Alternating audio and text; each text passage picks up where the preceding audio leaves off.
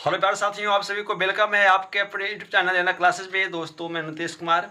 हम सब आज दोस्तों फिर क्लास में कंटिन्यू करने वाले हैं क्लास 10th का केमिस्ट्री चैप्टर 2, जिसका नाम है अम्ल, भस्म और लवण। ठीक है दोस्तों, हम सब अभी तक पार्ट 1 में क्या क्या पढ़ चुके हैं। तो हम सब पार्ट 1 में पढ़ चुके हैं अम्ल और भस्म के बारे में कि अम्ल और भस्म क्या है।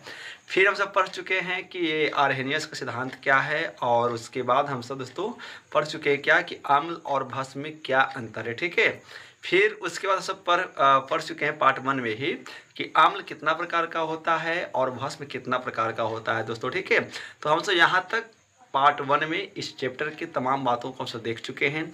यदि अभी तक आप दोस्तों नहीं देखे हैं तो जाकर के वीडियो में देखिए, नीचे को उसका लिंक दोस्तों में मिल जाएगा। ठीक है, आप इसी प्रकार से इस चैनल को प्यार बनाते रहिए। आप सब दोस्तों अच्छे से प्यार बना रहे हैं, इसलिए हम बहुत आपके आभारी रहेंगे। ठीक है दोस्तों, और ये परिवार को बड़ा करना है, इन क्लासेस को क्या करना है, बहुत बड़ा करना है। चाहे वो बिहार के बच्चे हों, चाहे वो झारखंड यूपी बोर्ड के बच्चे हों, दोस्तों सभी के लिए चैप्टर इंपॉर्टेंट है। क्योंकि अब तो क्या है कि NCERT ही सब कुछ चलता है ना, तो लमसम सबके दोस्तों एक ही होते हैं। तो आप अच्छे से समझ पाएंगे, या मेरे जो बड़े सीनियर देखते होंगे, या दोस्तों जो मेरे भी और भी सब साथी देखते होंगे, बस उनसे अनुरोध है कि आप इसी प्रकार से लाइक और सब्सक्राइब दोस्तों करते रहिए, ताकि हम आपके लिए और अच्छा से अच्छा यहाँ पर वर्क कर सकें। ठीक है, चलिए तो अब हम सब यहाँ पर क्या लेकर आए हैं, तो आगे अब हम सब जो पढ़ने वाले हैं पार्ट 2 में अम्ल, भस्म और लवण में, वो पढ़ने वाले हैं क्या, कुछ अम्ल और भस्म के गुण। ठीक है, तो आप सब फटाफट कॉपी को खोलिए और क्लास को कंटिन्यू करते हैं ना। कुछ अम्ल और भस्म के गुण को पढ़ेंगे उनसे दोस्तों यहाँ पर। ठीक है,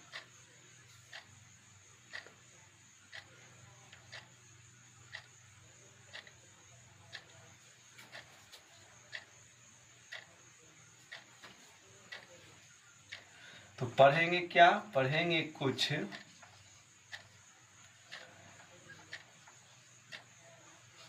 अम्ल और भस्म के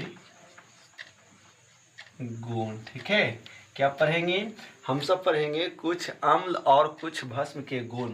तो हम सब सबसे पहले यहाँ पे अम्ल के गुण को देखेंगे। किसको देखेंगे, हम सब अम्ल के गुण को देखने वाले हैं। ठीक है, तो अम्ल के कौन कौन से गुण हैं पहला ये जानते हैं। ठीक है, हम सब पहला बात करेंगे अम्ल के बारे में, कि जैसे अम्ल का जो पहला गुण है क्या, कि कुछ ऐसे अम्ल होते हैं ना, कुछ अम्ल जो है विषैले होते हैं। ठीक है, क्या होता है, विषैले होते हैं, याद रखिएगा। ये अम्ल का क्या है, प्रथम गुण है कि कुछ ऐसे अम्ल हैं, चाहे वो दुर्बल अम्ल हो चाहे वो प्रबल अम्ल हो। ठीक है ना, कुछ ऐसे अम्ल हैं दोस्तों, वो क्या होता है, जो विषैला होता है। जैसे कौन सा अम्ल, तो हम सबका एग्जाम्पल भी पढ़ेंगे। जैसे फिनॉल, क्या है, फिनॉल जो हमारा एक अम्ल है और ये काफ़ी विषैला होता है। हम सब फिनॉल को क्या कहते हैं, हम सब फिनॉल को एक नाम और बोलते हैं कार्बोलिक अम्ल। क्या बोलते हैं, क्या बोलते हैं, कार्बोलिक अम्ल कहते हैं, याद रखिएगा। तो अम्ल का पहला गुण क्या है, तो अम्ल का पहला गुण है कि कुछ ऐसे अम्ल होते हैं ना जो विषैला होता है। ठीक है, फिर आगे देखिए और भी बात करेंगे अम्ल के बारे में, है ना। तो कुछ अम्ल क्या होता है, विषैला होता है। तो कुछ अम्ल का उपयोग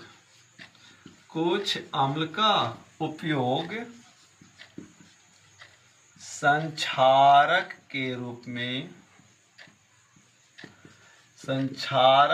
रूप में किया जाता है। ठीक है, याद रखिएगा।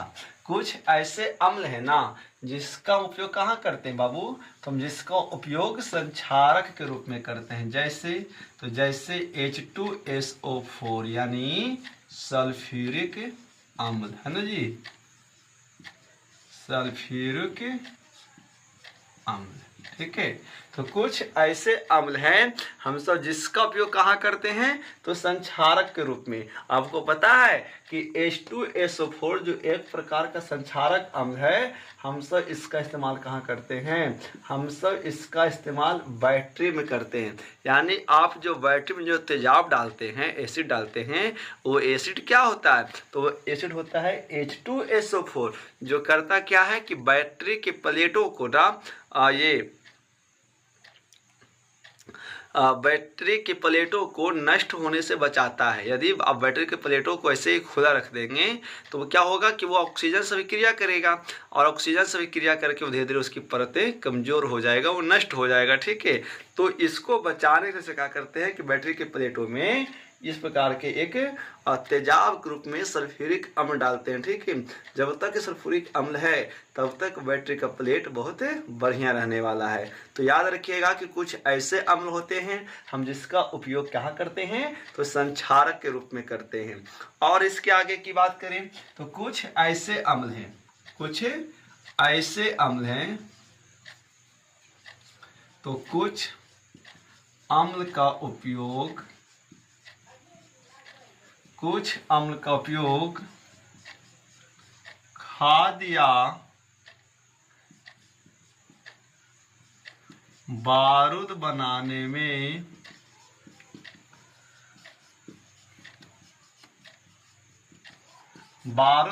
में किया जाता है ना। याद रखिएगा कि कुछ ऐसे अम्ल हैं हम सब जिसका इस्तेमाल कहाँ करते हैं जी, तो हम जिसका इस्तेमाल अम्ल या बारूद बनाने में करते हैं। जैसे कौन सा अम्ल है, ठीक है, तो जैसे हमारा है HNO3।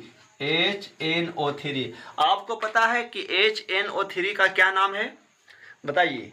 HNO3 एक अम्ल है हम जिसका उपयोग कहाँ करते हैं, खाद्य या बारूद बनाने में, ठीक ना। तो बताइए HNO3 का क्या नाम है। आप बता सकते हैं दोस्तों कि HNO3 को कौन सा केमिकल के नाम से जाना जाता है। ये एक अणुसूत्र है, ठीक है, और इसका नाम बताना है कि HNO3 को क्या कहते हैं। बताइए HNO3 को क्या कहते हैं, तो पता होना चाहिए ना कि HNO3 को हम सब यहाँ पे नाइट्रिक अम्ल कहते हैं। क्या कहते हैं, तो HNO3 को हम सब यहाँ पे दोस्तों नाइट्रिक अम्ल कहते हैं। ठीक है, तो ये था कुछ अम्ल का गुण है ना, जिसका हम सब कहाँ का इस्तेमाल करते हैं, तो कुछ अम्ल विषैले होते हैं, कुछ अम्ल का इस्तेमाल हम सब संक्षारक के रूप में करते हैं, और कुछ ऐसे अम्ल हैं जिसका इस्तेमाल हम सब खाद्य या विस्फोटक है ना के रूप में, मतलब बारूद बनाने में किया जाता है। जैसे कौन, HNO3। ठीक है, तो ये था हमारा क्या, ये हमारा यहाँ पे अम्ल का गुण। अब हम सब क्या पढ़ने वाले हैं, अब हम सब पढ़ने वाले हैं कि भस्म के कुछ गुणों को देखते हैं कि है ना, भस्म के किस गुण की वजह से है ना हम सब कहाँ कहाँ इसका इस्तेमाल किस रूप में करते हैं। तो आगे आइए, आप इसका एक स्क्रीनशॉट लीजिए, हम सब आगे को दोस्तों पर बढ़ने का प्रयास करते हैं। ठीक है,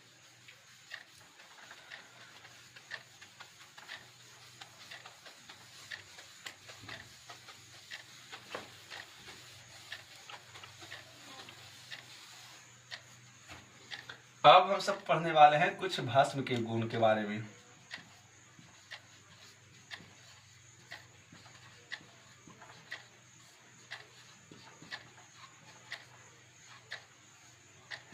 कुछ भस्म के गुण के बारे में। ठीक है, तो हम सब जब कुछ भस्म के गुण के बारे में पढ़ेंगे ना, तो पता है पहला क्या पढ़ना है, हम सबको जो पहला गुण पढ़ेंगे भस्म का, याद रखिएगा कि कुछ भस्म का उपयोग, कुछ भस्म का उपयोग एंटासिड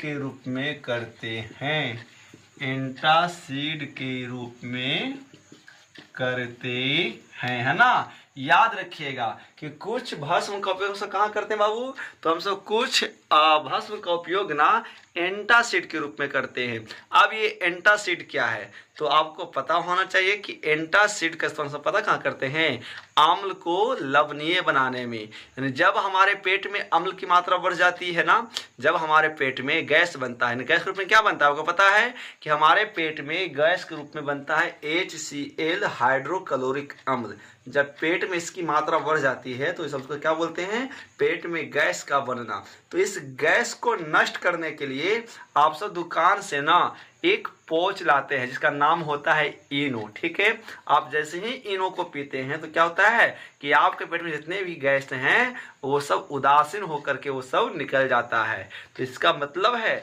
कि जो आप इनो पी रहे हो वो इनो क्या है, एंटासिड है, मतलब वो इनो एक भास्मिक नेचर का है ना। तो इसी प्रकार से हम सब क्या करते हैं कि कुछ ऐसे भस्म हैं जिसका इस्तेमाल हम सब कहाँ करते हैं जी, तो सर जिसका इस्तेमाल एंटासिड के रूप में करते हैं। पहली बात है। दूसरी बात है क्या है कि आगे का बात करेंगे तो कुछ भस्म का प्रयोग है ना, कुछ भस्म का उपयोग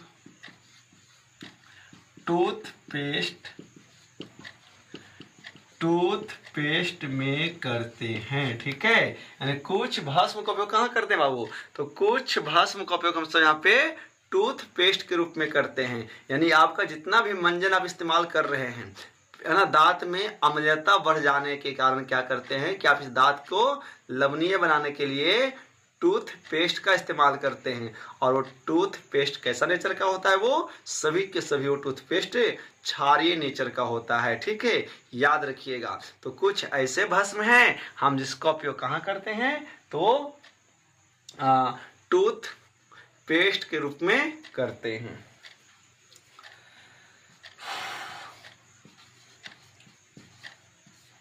अगला क्या है कि कुछ भस्म का उपयोग हाँ, कुछ भस्म क्या होते हैं पता है, कुछ भस्म तीव्र नाशक होते हैं। क्या होते हैं, तीव्र नाशक होता है, जो कोई भी पदार्थ को बहुत तेजी से नष्ट करने का काम करता है। जैसे आप कौन से ऐसे भस्म है, ठीक है, ऐसा कौन सा भस्म है जो अति तीव्र नाशक होता है जी, तो याद रखिएगा जैसे है NaOH, फिर है KOH, है ना। तो ये सभी ऐसे भस्म हैं जो तीव्र नाशक हैं, जो बहुत तेजी से रिएक्ट करता है और किसी चीज को उदासीन करने में या किसी चीज को गलाने में ये बहुत बड़ा योगदान निभाता है। आपको पता होगा कि NaOH का क्या नाम है, NaOH का क्या नाम है, आपको पता है? यदि नाम पता है तो कमेंट कीजिएगा। फिर है क्या, तो फिर है KOH, है ना, इसका भी नाम आपको पता होगा। तो ये दो ऐसे भस्म हैं, या इस और भी ऐसे कई सारे भस्म हैं जो तीव्र नाशक होते हैं, ठीक है। तो ये था क्या, आम्ल और भस्म का गुण। समझ में यहाँ तक आ रहा है? यदि यहाँ तक समझ में आ रहा है कि हम सब टॉपिक को जो कवर कर दोस्तों कर रहे हैं, आपको अच्छे से समझ में आ रहा होगा, ठीक है। तो बहुत एक अच्छा सा प्यारा सा कमेंट कीजिएगा, समझ में दोस्तों आएगा तो यस करिएगा, है ना। तो ये है यहाँ पे इस प्रकार से। अब हम सब इसके आगे कुछ ऐसी और विधि को पढ़ेंगे ना जिससे हम सब अम्ल और भस्म के बारे में पहचान कर सकते हैं, ठीक है। जैसे हम तो अभी अम्ल और भस्म का पहचान कैसे किए, तो हम सब अभी अम्ल और भस्म का पहचान दोस्तों पहले स्वाद के आधार पे किए, आपको पता है। फिर हम सब क्या किए कि आर्हेनियस के अनुसार हम सब पदार्थ को जल में घोलते हैं। जल में घोलने के बाद यदि वो हमें H+ आयन देता है तो वो अम्ल हो जाता है। इतना बात आपको पता है। जब हम कुछ ऐसे पदार्थ को जल में घोलते हैं और जल में घोलने के बाद वो हमें क्या देता है, OH- आयन देता है, तो हम सब उसे क्या कहते हैं, भस्म कहते हैं, ठीक है। दूसरी बात है दोस्तों, अब हम सब एक और विधि को अपनाएंगे जिसके द्वारा हम सब यहाँ पे क्या कर सकते हैं, अम्ल और भस्म को समझ सकते हैं कि कौन सा विलयन अम्ल है, कौन सा विलयन भस्म है। तो हम सब जो अगला जो टॉपिक जो पढ़ने वाले हैं वो पढ़ने वाले हैं सूचक और रंजक के बारे में, मतलब डाई और इंडिकेटर के दोस्तों बारे में, है ना। तो डाई और इंडिकेटर क्या होता है, डाई और इंडिकेटर क्या होता है, सूचक और रंजक क्या होता है, ये चीज़ों को दोस्तों हम सब पढ़ेंगे नेक्स्ट वीडियो में, ठीक है। थोड़ा सा लाइट कटा हुआ, लाइट तो दिया हुआ है बट पंखा बंद करके पढ़ाते हैं ना तो थोड़ा सा गर्मी ज़्यादा महसूस होता है, ठीक है। तो इसको हम यहाँ पर इसी टॉपिक के साथ इस वीडियो को एंड करते हैं और पार्ट 3 में सब पढ़ने वाले हैं क्या, सूचक और रंजक के बारे में। जिसमें पढ़ेंगे लिटमस पत्र के बारे में, है ना। लिटमस पत्र क्या है, एक प्रकार का सूचक है जो किसी भी विलयन को पकड़ सकता है कि कौन सा विलयन अम्ल है या दोस्तों कौन सा विलयन भाषण है। ठीक है, तो आशा करते हैं कि आज का इतना सीरीज ये बहुत दोस्तों अच्छा लगा होगा, बहुत मज़ा आया होगा पढ़ने में। और आप मेरे प्यारे साथी हैं, जितने भी बिहार बोर्ड के बच्चे हैं, यदि दोस्तों देखते हैं तो वीडियो को कंटिन्यू देखना है और उसको कॉपी में नोट करिए और फिर अपने कोचिंग ट्यूशन के मिलाइए कि ऐसा पढ़ाई गया है कि नहीं, और यदि ऐसा नहीं पढ़ाया गया है तो उनको दिखाइए कि सर केमिस्ट्री का पढ़ाई इस प्रकार से होता है, इस प्रकार से पढ़ाई किया जाता है दोस्तों। ठीक है, तो आप अच्छे से नंबर से पास कर पाओगे। तो मिलते हैं दोस्तों अगले वीडियो में, तब तक के लिए नमस्कार। कल के क्लास के लिए दोस्तों सब हम यहाँ पर फिर से आएंगे। तो नमस्कार, मिलते हैं कल के वीडियो में, तब तक के लिए दोस्तों जय हिंद, वंदे मातरम।